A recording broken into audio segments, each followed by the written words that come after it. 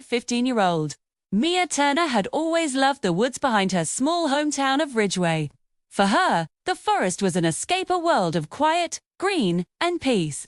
But on one chilly autumn afternoon, that sanctuary became the place she nearly lost her life. It's a story of survival, of a young girl's incredible courage against the odds, and a stark reminder that sometimes the most peaceful places can hide the darkest dangers.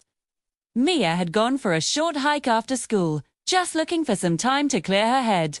She hummed softly as she walked her usual trail, the familiar crunch of leaves under her boots and the setting sun casting long, beautiful shadows. About an hour into her walk, a sound broke the quiet, twigs snapping, leaves rustling. She turned, expecting to see a deer or maybe a stray dog. But what she saw made her blood run cold. A man in a dark hoodie, his face partially hidden, was moving toward her with fast, heavy steps. There was no time to react. Before she could even scream, he lunged and grabbed her arm. Panic gave way to pure instinct. Mia fought with every ounce of strength she had. She kicked, she twisted, she fought for her life.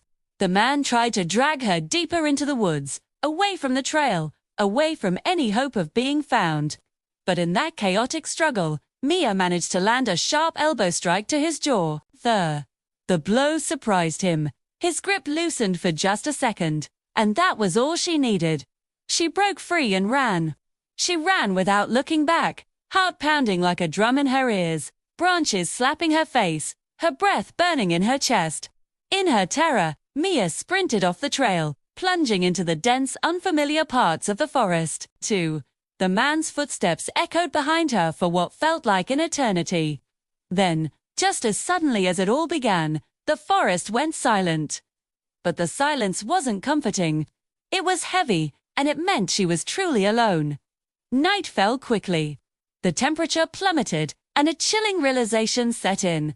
Mia was lost. Her phone had slipped from her hand during the escape. She had no way to call for help. No map, no light. All she had was her wits.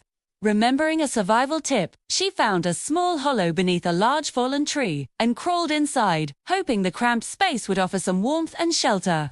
But sleep was impossible. Every sound, an owl hooting, the wind whistling through the branches, the crack of a distant twig sent a fresh wave of fear through her. She imagined her attacker was still out there, lurking in the shadows. But Mia refused to let fear paralyze her. She forced herself to stay awake, listening, thinking, planning her next move. She knew surviving the night was just the first step.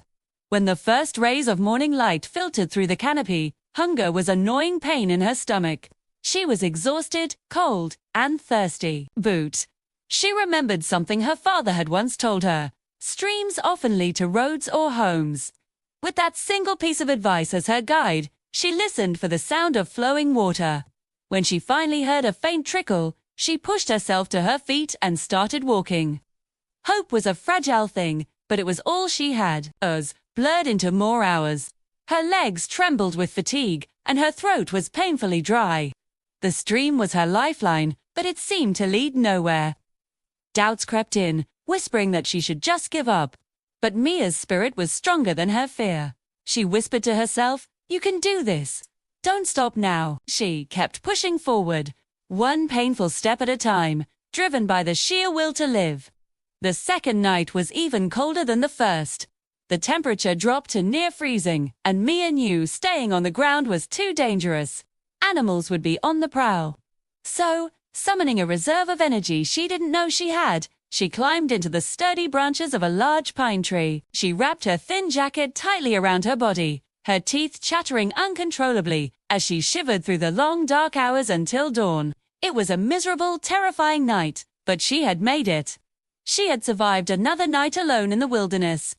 On the 30th hour, as the sun began to rise on her second day lost, Mia heard something. It was faint at first, but unmistakable. Voices, they were calling her name. Mia, Mia. Back in Ridgeway, her best friend had raised the alarm when Mia didn't return home. The community had sprung into action, organizing a massive search effort. Rescue teams had been combing the forest all night, refusing to give up hope. Mia gathered her last bit of energy and tried to shout. Her voice, raw from the cold and dehydration, came out as a cracked whisper. But it was enough.